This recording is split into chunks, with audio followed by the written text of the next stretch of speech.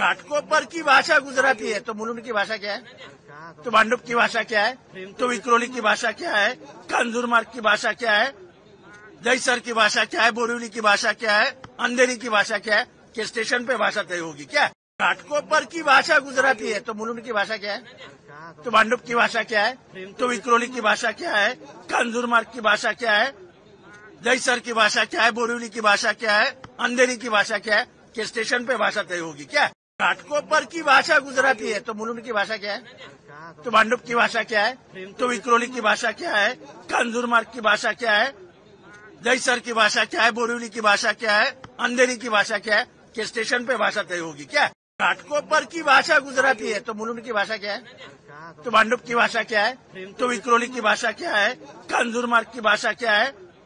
दहीसर की भाषा क्या है, बोरिवली की भाषा क्या है, अंधेरी की भाषा क्या है, कि स्टेशन पे भाषा तय होगी क्या? घाटकोपर की भाषा गुजराती है, तो मुलुंड की भाषा क्या है,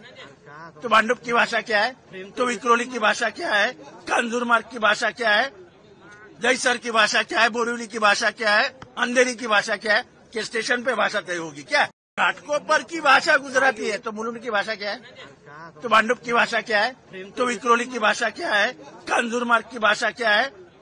दहीसर की भाषा क्या है, बोरिवली की भाषा क्या है, अंधेरी की भाषा क्या है, कि स्टेशन पे भाषा तय होगी क्या?